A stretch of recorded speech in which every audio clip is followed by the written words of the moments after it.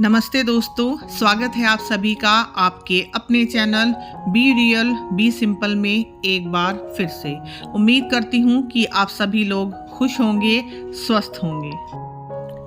आज आप लोगों के साथ शेयर करने जा रही हूँ 6 अक्टूबर शरद पूर्णिमा के दिन का व्लॉग। हर बार तो मैं वीडियो के एंड में कहती हूँ, लेकिन इस बार शुरू में कहना चाहती हूँ कि अगर आप लोगों को मेरी वीडियो थोड़ी सी भी पसंद आए तो प्लीज़ मेरे चैनल को सब्सक्राइब ज़रूर कीजिए, थोड़ा सा सपोर्ट कीजिए ताकि मेरा भी मोटिवेशन थोड़ा सा हाई रहे।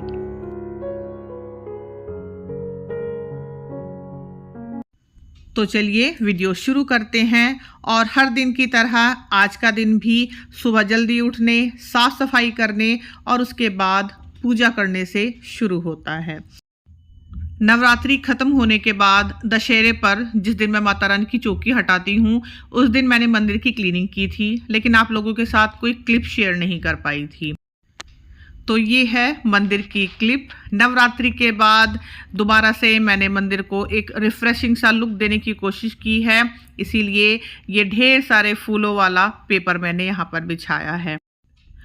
मेरे मंदिर का ये रिफ्रेशिंग सा लुक आप लोगों को कैसा लगा मुझे कमेंट सेक्शन में बताइएगा। साथ ही ये किताबें जिनको मैंने बड़े ही सुंदर एक फ्लावरी प्रिंट के पेपर से कवर किया था, ये भी बहुत सुंदर लग रही हैं। और हमेशा ऐसा ही होता है कि नवरात्रि शुरू होने से पहले एक दिन पहले सफाई हो जाती है मंदिर की, कभी कभी पहले दिन पे ही कर पाती हूँ। और जब नवरात्रि खत्म हो जाती है यानी माता रानी की जो चौकी हटाती हूँ मैं दशहरे वाले दिन, उस दिन क्लीनिंग होती है। तो अभी सुबह की पूजा हमारी हो चुकी है। अब हम चलते हैं ऊपर सूर्य भगवान को जल देने के लिए, जिसमें मैंने थोड़ी सी रोली डाली हुई है। और साथ ही साथ ऊपर से मुझे लेकर आनी है ढेर सारी वो तोरण जो मैंने धोई थी। ये देखिए मैं ले आई हूँ और इनको मैंने बड़े से 2 थैलों में करके रख दिया है। वैसे मैं इनको एक कार्टन बॉक्स में रखती हूँ, जब मैं दिवाली के बाद इनको रखूँगी, लेकिन अभी फ़िलहाल मुझे ये चाहिएगी। मतलब धुल तो गई हैं, लेकिन अभी करीब 2-4 दिन में ही इनकी ज़रूरत पड़ने वाली है जब मैं इनसे अपने घर को सजाऊंगी। तो इसलिए अभी मैं इनको स्टोर रूम में ही रख रही हूँ। हाँ, जब दिवाली चली जाएगी उसके बाद फिर एक बड़ा सा कार्टन है जिसमें मैं दिवाली का सारा सामान रखती हूँ, तब मैं इनको उसमें रख दूंगी। तो चलो अभी इनको रख देते हैं स्टोर रूम में और उसके बाद हम करते हैं नाश्ते की तैयारी। तो नाश्ते में मैंने सिंपल से पराठे बनाए थे जो सबने चाय और अचार से खाए। और आज एक्चुअली वानी ने अपने स्कूल से छुट्टी ली है क्योंकि उसकी तबीयत थोड़ी ठीक नहीं थी, इसलिए। और हम डॉक्टर के पास भी जाने वाले हैं और साथ ही हम थोड़ा मार्केट भी जाएंगे आज। तो ये दोनों काम हमें आज करने हैं। तो अभी वानी कर रही है अपना नाश्ता, तब तक मैंने अपना ये ग्लोब साफ़ कर दिया। और आप देख रहे हो इसके एक हिस्से पे कालापन है, एक हिस्सा क्लीन कर चुकी हूँ मैं। तो धूल मिट्टी तो मैं हमेशा ही झाड़ती रहती हूँ इसकी, लेकिन ये जो कालापन है ना, इस पर मैंने ध्यान नहीं दिया था। तो अभी मैं लेके आई हूँ गीला कपड़ा जिस पे मैंने हल्का सा साबुन लगाया हुआ है, सिंपल जो कपड़े धोने वाला साबुन होता है, और उसी से मैंने इसको क्लीन कर दिया। और ये ग्लोब मैंने ऑनलाइन मंगाया था, करीब शायद इसको 4 से 5 साल हो चुके हैं। फ्लिपकार्ट से मैंने मंगाया था। ये ग्लोब ऑनलाइन की हुई मेरी सबसे पसंदीदा शॉपिंग है। मतलब ऐसे तो मुझे कभी ऑफलाइन दिखा नहीं था, दिखा था तो मुझे पसंद नहीं आया था, लेकिन ऑनलाइन मुझे ये दिखा तो मैंने तभी मंगवा लिया था। और मुझे बहुत पसंद है ग्लोब, बहुत ज़्यादा। मतलब अपना अपना शौक़ होता है ना सबका, मुझे इस चीज़ का शौक़ है। और जैसे मैंने कहा कि अभी मुझे ये गंदा दिखा तो मैंने साफ़ कर दिया। ऐसे ही मैंने पिछली वाली वीडियो में भी आप लोगों के साथ शेयर किया था कि बहुत ज़्यादा प्लानिंग में मत जाइए, जो दिख रहा है बस उसको क्लीन करते जाइए। तो मुझे अभी ये गंदा दिखा था तो मैंने इसको साफ़ कर दिया। जैसे मैंने कहा कि हर बार तो बस इस पर जो धूल मिट्टी होती थी उसी को झाड़ती थी, लेकिन इस बार मुझे लगा कि इसकी क्लीनिंग थोड़ी डीप की जाए, तो इसलिए मैंने आज ग्लोब की भी डीप क्लीनिंग कर दी। अब मैं और वानी आज जाने वाले हैं मार्केट। जैसे मैंने बताया कि मार्केट भी हम जाएंगे और हमें डॉक्टर के पास भी जाना है। तो वानी को अपना ये वाला कुर्ता पहनना था जो मैंने मीशो से मंगवाया था, आई थिंक जून या जुलाई में मंगवाया था मैंने, और उसने सिर्फ एक बार ही इसको पहना है अभी तो। लेकिन उसको लगा ना कि इसकी लेंथ बहुत ज़्यादा है, मतलब उसने बोला कि थोड़ी सी लेंथ अगर कम हो जाए तो शायद और भी अच्छा लगेगा। तो बस अभी मैं यही कर रही हूँ, मैंने इसको एक सार करके रखा और करीब 5 से 5.5 इंच मैंने इसकी लेंथ कम कर दी है। अब सिंपली बस इसको नीचे से हम मोड़ देंगे।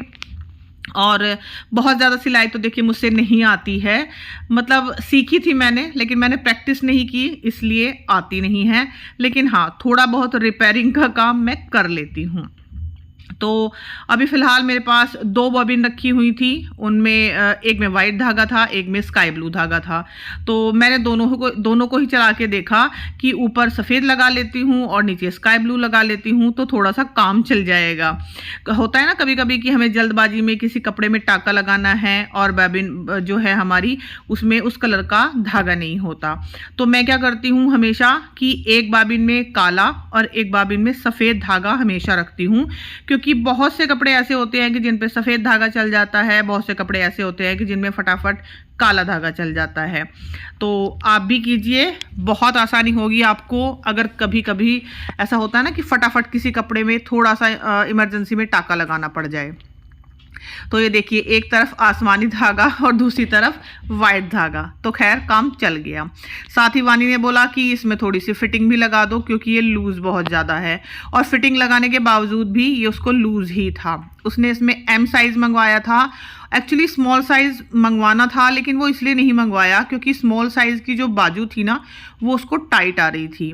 और ये वाला कुर्ता मेरी बहन की बेटी ने भी मंगवाया था, तो उसने पहन के देखा था जून में जब हम गर्मियों की छुट्टियों में गए हुए थे अपने घर, तो तभी उसको ये पसंद आया था और तभी हमने डिसाइड किया था कि हम इसका एम साइज़ मंगवाएंगे। तो एम साइज़ में बाजू तो बिल्कुल ठीक आई हैं, लेकिन ओवरऑल ये कुर्ता उसको ढीला था, इसीलिए मैंने इसमें थोड़ी सी फिटिंग लगा दी। साथ ही साथ मैंने इसकी सिलाई भी पक्की कर दी है। पक्की करना यानी कि जो भी आप ऑनलाइन कुर्ता वगैरह मंगाते हैं या बाज़ार से भी अगर कोई कुर्ता लेकर आते हैं आप, कोई रेडीमेड कपड़ा जिसको बोलते हैं हम, रेडीमेड सूट सलवार कुर्ता जो भी, उसकी सिलाई हमेशा पक्की कीजिए, क्योंकि वो सिलाई जो होती है ना वो थोड़ी बड़े बड़े उसमें टाँके लगे होते हैं, कच्ची ही होती है वो सिलाई और वो कभी भी उधड़ सकती है। तो जब भी आपको टाइम लगे इस तरह से आप उसकी सिलाई पक्की कर लीजिए। यहाँ पर आप देखिए वाइट धागे से मैंने की है, लेकिन अंदर की तरफ है तो चल जाएगा। और इसमें करीब 1 इंच की मैंने अंदर सिलाई लगाई है ताकि ये वानी को फिट हो जाए। साथ ही साथ पूरे कुर्ते पे मैंने सिलाई पक्की कर दी है। अब फटाफट से मैंने वानी का कुर्ता प्रेस किया और उसके बाद वानी को याद आया कि उसकी चांदी की जो बालियां हैं वो काफ़ी काली हो रही हैं, तो उसने बोला कि मम्मी इनको भी क्लीन कर दो। खैर तब तक मैं अपने कपड़े चेंज कर चुकी थी, लेकिन करनी तो थी ही क्योंकि उसको आर्टिफिशियल सूट नहीं होता है। 1-2 घंटा अगर वो पहन भी लेती है तो उसके कान दुखने लगते हैं, बिल्कुल मेरी की तरह। मुझे भी आर्टिफिशियल बिल्कुल सूट नहीं होता, हालांकि लेती तो हूँ मैं, लेकिन कभी कभार ही पहन पाती हूँ उनको किसी एक आध मौके पर। और ये बालियां मैंने पीताम्बरी से साफ़ की हैं, सिर्फ 1 चुटकी पीताम्बरी लिया था मैंने और विदिन सेकंड ये इससे साफ़ हो जाती हैं। और अभी ये हफ्ता 2 हफ्ता बिल्कुल साफ़ बनी रहेंगी, उसके बाद फिर मैं इनको पीताम्बरी से क्लीन कर दूंगी। और यहाँ पर मैं भी रेडी हूँ। ये वाली लिपस्टिक मैंने लगाई है जो बहुत ही सुंदर शेड है, ना तो महरून है ना ही लाल है, लेकिन लगाते ही ना एकदम से फेस ब्राइटन अप हो जाता है। मुझे बहुत गर्मी लग रही थी इसलिए मैं थोड़ी देर कूलर चला के उसके सामने बैठी थी, तब तक वानी तैयार हो रही थी। और ये वाला जो सूट मैंने पहना हुआ है ना, ये मैंने एक्चुअली जून में सिलवाया था जब गर्मियों की छुट्टियों में मैं अपने मायके गई थी। बहुत ही लाइट वेट कपड़ा है इसका और कलर तो मुझे इसका इतना सुंदर लगा था ना कि मैंने देखते ही ले लिया था। मैंने थान में से लिया था 5 मीटर सूट और उसी से मैंने ये सलवार सूट सिलवाया था। मैंने लास्ट 2019 में सूट सिलवाए थे, तब मैंने 2 सूट सिलवाए थे सलवार वाले। तो अब मेरा बड़ा मन था कि मैं सलवार वाले सूट सिलवाऊं, तो इसलिए मैंने सलवार वाले ही सूट सिलवाए हैं। वैसे तो आजकल सब पैंट और प्लाजो ज़्यादा पहनते हैं, मैं भी पहनती हूँ, लेकिन इस बार सलवार का मन था तो मैंने वही सिलवाए। साथ ही आप इसकी फिटिंग देख सकते हो कितनी लूज़ मैंने बनवाई है। तो भाई लूज़ फिटिंग में पहन सकती हूँ, लेकिन टाइट नहीं पहने जाते बिल्कुल भी। सबसे बड़ी बात तो ये कॉटन है, अगर मैं ज़रा सा भी टाइट सिलवाऊंगी तो ये बहुत जल्दी फटेगा। और दूसरा रीज़न ये भी है कि मेरा मानना है कि हमें कपड़ा अपने बॉडी स्ट्रक्चर के हिसाब से पहनना चाहिए। अगर मेरा बॉडी वेट ज़्यादा है तो जाहिर सी बात है मुझे लूज़ कपड़े ही पहनने चाहिए। बहुत ज़्यादा फिटिंग के अगर मैं कपड़े पहनूंगी तो वो फिर ओवर लगेगा और मतलब मुझे पर्सनली पसंद नहीं आता है वो स्टाइल। तो चलिए अब मैं हो गई हूँ रेडी और साथ ही वानी का कुर्ता मैं आपको दिखा देती हूँ। ये भी जैसे मैंने कहा मीशो से ही मंगवाया था और ये करीब 400 रुपये के आसपास आया था। वाइट कलर का ये प्लाजो है इसके साथ और अब इसकी लेंथ एकदम परफेक्ट हो गई है। वानी को बिल्कुल पसंद आई है इसकी लेंथ और जैसे मैंने कहा कि फिटिंग तो मैंने इसमें लगा दी है, अभी भी उसको लूज़ है और उसको इतने ही लूज़ कपड़े पसंद हैं। तो बस अब हम चलते हैं मार्केट और यहाँ पर वानी ने भी और मैंने भी दोनों ने ही अपने बाल ऊपर बांधे हुए हैं क्योंकि उस दिन वाकई में बहुत गर्मी लग रही थी। हालांकि उसके बाद इतनी गर्मी नहीं लगी, बारिश आ गई थी, लेकिन उस दिन बहुत गर्मी लगी। और वानी ने इसके साथ अपनी जुतियाँ पहनी हैं जो उसने अपने बर्थडे पर ली थी। साथ ही यहाँ पर हैं हम दोनों माँ बेटी के रुमाल और मुझे जितना पसीना आता है ना उस हिसाब से तो मुझे ये तौलिए वाले रुमाल ही जचते हैं।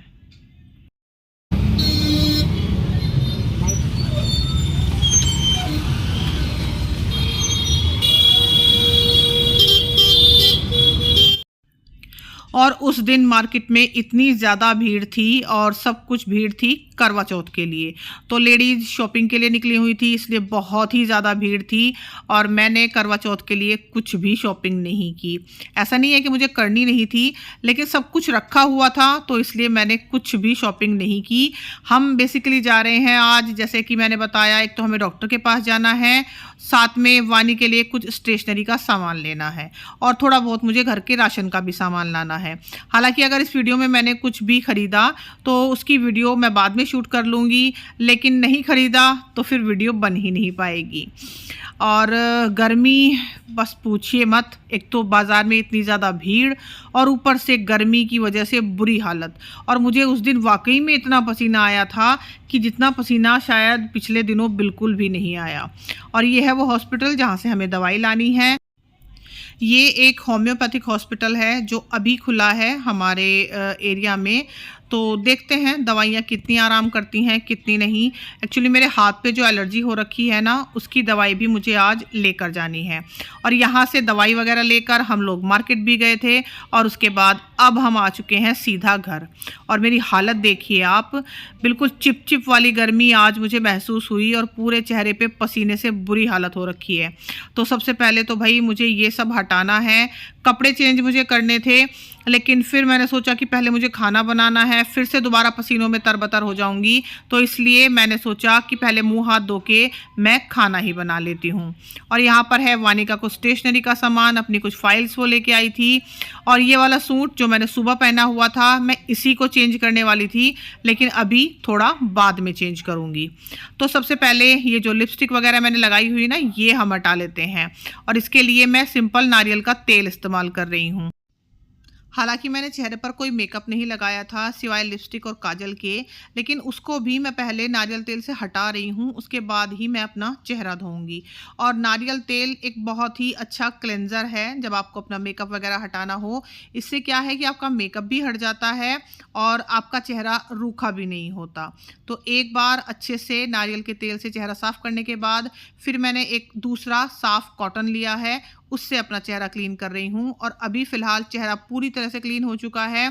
इसके बाद मैं जाकर धोऊंगी मुँह हाथ, और मुँह हाथ धोकर मुझे करनी है पूजा और उसके बाद मुझे खाना बनाना है। तो आप भी बाहर से कहीं जब भी आप आएँ तो अपना चेहरा ज़रूर क्लीन करें, अच्छे से मुंह हाथ धोएं। कपड़े चेंज कर सकते हैं तो कपड़े भी चेंज करें, नहीं तो एटलीस्ट इतना तो आप कर ही लें, क्योंकि बहुत ज़्यादा धूल मिट्टी आपके चेहरे पर चढ़ती है।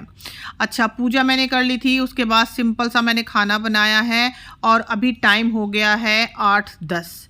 कुछ भी नहीं खाने में, बहुत ज़्यादा सिंपल दाल है, मूंग और मसूर की दाल मैंने बनाई है और रोटी, और सभी रोटी खा चुके हैं। बस अब मेरी ही बारी थी और अभी 7:15 बजे हैं जब मैं अपना खाना खाने जा रही हूँ।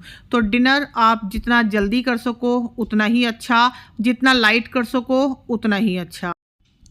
और आज शरद पूर्णिमा है तो मुझे खीर भी बनानी थी। लेकिन पहले मैंने पूरा किचन साफ़ किया, सारे बर्तन वगैरह सब साफ़ करके, और मैं नहा चुकी हूँ और वही वाला सूट मैंने चेंज कर लिया है जो मैंने सुबह पहना हुआ था। तो ये खीर बनाने से पहले पूरी तरह से सब जगह की क्लीनिंग हो गई थी, यानी कि किचन साफ़ है बिल्कुल, बर्तन सारे साफ़ हैं, साथ ही दाल जो बची है वो मैंने निकाल के रख दी है, ये फ्रिज में जाएगी। दूध अभी बहुत गर्म है, रूम टेम्परेचर पर आ जाएगा तब मैं इसको फ्रिज में रखूँगी, और तब तक धीरे धीरे हमारी ये खीर भी बन जाएगी। और ये देखिए किचन ऑल क्लियर है। साथ ही मैंने यहाँ पर ना छोले भिगो दिए थे कि मुझे अगले दिन बनाने हैं, लेकिन मैंने बना नहीं पाई क्योंकि रात में तो मैंने इनको भिगो दिया था, लेकिन सुबह जब मैंने इनको देखा ना तो ये छोले मुझे कुछ अजीब से लग रहे थे, पता नहीं क्यों। फिर मेरा मन नहीं माना तो बस मैंने इनको बॉयल किया, और बॉयल करके मैं इनको जो गाय भैंस का बराबर में हमारे बाड़ा है ना वहाँ पर डाल आई थी। मुझे नहीं पता क्यों, लेकिन मुझे थोड़ी सी ना इनमें दिक्कत लग रही थी। अब यहीं पर किचन में खड़े खड़े धीरे धीरे मैंने ये खीर भी पका दी, बिल्कुल गाढ़ी हो गई हमारी खीर, और मैंने इसमें चीनी डाली थी। और साथ ही यहाँ पर है दूध वानी का और मेरे हस्बैंड का। मेरा आज दूध पीने का बिल्कुल मन नहीं है, और मेरा बेटा ठंडा दूध पीता है, लेकिन मैं दूध गर्म कर चुकी थी तो इसलिए उसने नहीं पिया। तो वानी अभी पहले अपने पापा को दूध दे के आई है और उसने खुद भी दूध पी लिया है। और यहाँ मेरी ये क्लिप है नहाने के बाद की। किचन सब कुछ सॉर्ट आउट हो चुका है, खीर भी मेरी बन गई है, और यहाँ पर मैं बैठी हुई एक क्लिप ही शूट कर रही थी, लेकिन अभी अचानक ना मैं थोड़ा पीछे गिरते गिरते बची थी। मैं स्टूल पे बैठी हुई थी एक्चुअली, और यहाँ पर देखिए एकदम से झटका लगा ना, तो मतलब मैं गिरते गिरते बची हूँ। अब यहाँ पर मैं आपसे कुछ बातें शेयर करना चाहती हूँ। देखिए अभी करवा चौथ आने वाला है, और ये वीडियो मैं शायद करवा चौथ तक ही पोस्ट कर पाऊँगी। तो जैसे करवा चौथ पर हम सब फेशियल कराते हैं और बहुत सारे ब्यूटी ट्रीटमेंट लेते हैं, उससे पहले भी उसके बाद भी लेते ही रहते हैं। मैं भी फेशियल कराती हूँ करवा चौथ पे, ये नहीं कि मैं नहीं कराती हूँ, लेकिन आप जब तक पूरे साल अपनी स्किन का ध्यान नहीं रखेंगे ना, तब तक करवा चौथ का वो फेशियल आपको कोई फ़ायदा नहीं देने वाला है। आप पूरे साल अपनी स्किन का ध्यान रखो, उसके बाद अगर आप फेशियल नहीं भी कराओगे ना तो काम चल जाएगा। और अपनी स्किन का ध्यान रखने के लिए कुछ बहुत ज़्यादा प्रोडक्ट आपको नहीं चाहिए, बहुत ज़्यादा तामझाम आपको नहीं करना, या बहुत ज़्यादा टाइम भी आपको नहीं देना।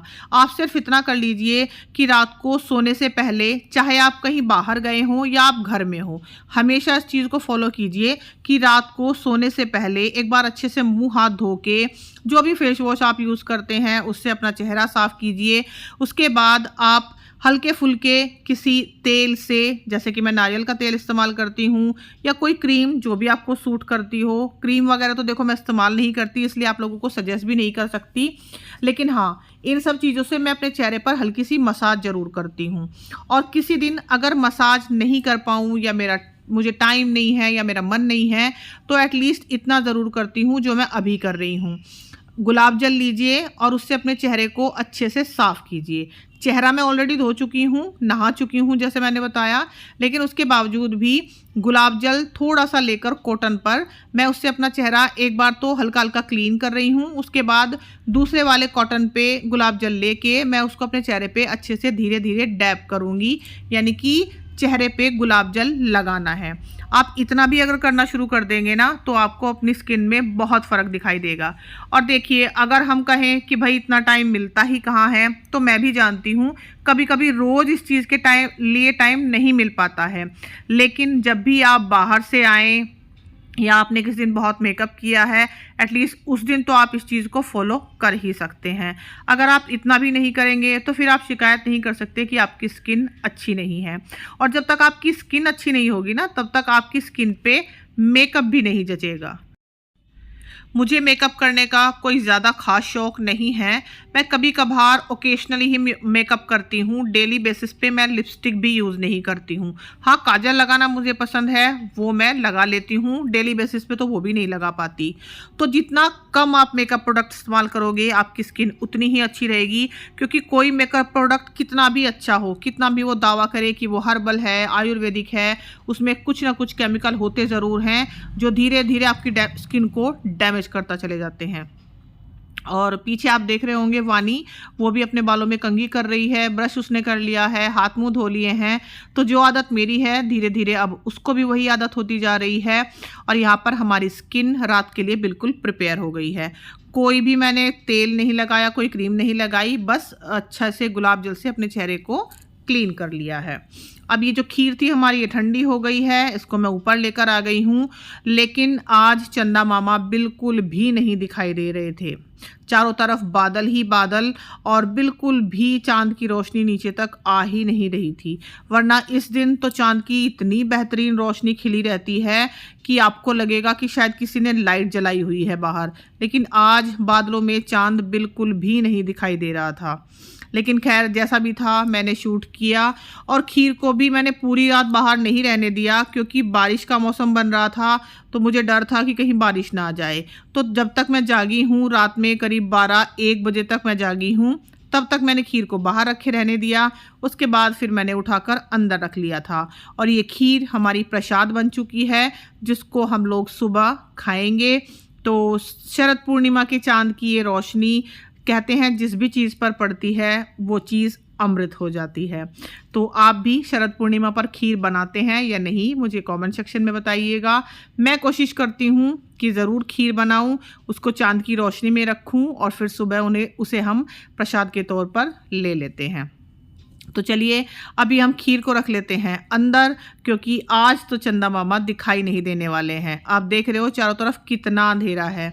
बिल्कुल भी मैं शूट नहीं कर पाई, किसी तरह से बस हल्का फुल्का ये क्लिप मैं शूट कर पाई।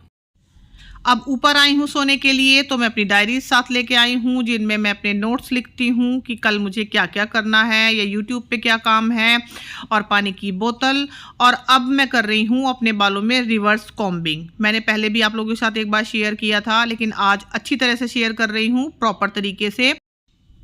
यहाँ पर एक चौड़े दांतों वाली कंघी मैंने ली है, जिससे कि आपके बाल उलझते बिल्कुल भी नहीं हैं। मेरे बाल तो कर्ली हैं, इसलिए बहुत ज़्यादा उलझते हैं, इसीलिए मैंने ये चौड़े दांतों वाली कंघी ली है। और सर को नीचे झुकाकर बालों को मैं इस तरह से कॉम्ब कर रही हूँ, जैसे आप वीडियो में देख रहे हो।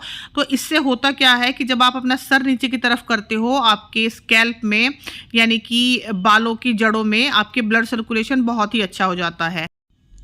साथ ही अपने हाथों से आप धीरे धीरे अपने सिर में मसाज भी करते रहिए। ड्राई मसाज करनी है बिना किसी तेल के। तो ये वाला रूटीन अगर आप डेली फॉलो करते हैं ना, खासकर रात को सोने से पहले, तो बालों की हेल्थ तो अच्छी होती ही होती है, साथ ही आपको बहुत ज़्यादा रिलैक्स भी मिलता है। आप किसी भी स्ट्रेस में हैं या कोई भी एक तरह से कहना चाहिए ना कि प्रॉब्लम चल रही है, जिसकी वजह से आप बहुत ज़्यादा सोच रहे हैं, ओवर थिंकिंग कर रहे हैं, उसमें भी आपको बहुत आराम मिलता है। मैंने पर्सनली ये फील किया है। और इस तरह से सिर को नीचे झुकाकर मैं थोड़ी देर के लिए रखती हूँ, बेड पर ही लेटकर। सीधा आप लेट जाइए और इस तरह से अपने सिर को थोड़ा सा नीचे झुका लीजिए। आप चाहो तो इस टाइम बालों में मसाज भी कर सकते हो, या बस ऐसे ही एज इट इज़ आप रिलैक्स कर लीजिए। तो आपको अपने स्ट्रेस में भी बहुत फ़ायदा मिलने वाला है। तो अब मेरा रात का ये प्रॉपर रूटीन हो चुका है बालों का, जो मैंने आप लोगों के साथ शेयर किया। तो करके देखिए, आप लोगों को बहुत ही फ़ायदा मिलेगा। खासकर आपको नींद बहुत ही अच्छी आएगी। और बालों को मैंने बस हल्का सा बांध लिया है। एक स्क्रंची है मेरे पास सैटिन की, मैंने खुद ही बनाई थी, कभी आप लोगों के साथ शेयर भी करूंगी। तो चलिए अब इस वीडियो का एंड करते हैं। और आप लोगों को ये वीडियो कैसी लगी प्लीज़ मुझे कमेंट सेक्शन में बताइएगा। अगर वीडियो किसी भी पॉइंट पर पसंद आई हो तो मेरे चैनल को सब्सक्राइब ज़रूर कीजिएगा। Thank you so much for watching. मेरी वीडियोज़ को अपना टाइम देने के लिए आप लोगों का बहुत बहुत धन्यवाद। चलती हूँ, दोबारा मिलूँगी एक नई वीडियो के साथ। तब तक अपना ढेर सारा ध्यान रखिएगा आप लोग, और मुझे कमेंट सेक्शन में बताइएगा कि आप लोगों की करवा चौथ की तैयारी कैसी चल रही है। मैं तो बस इसी तैयारी से रहती हूँ। करवा चौथ के लिए कोई खास तैयारी मुझे करनी ही नहीं पड़ती। आप भी अगर इसी रूटीन को फॉलो करेंगे तो यकीन मानिए आपके बाल और आपकी स्किन हमेशा ही चमकदार बनी रहेगी।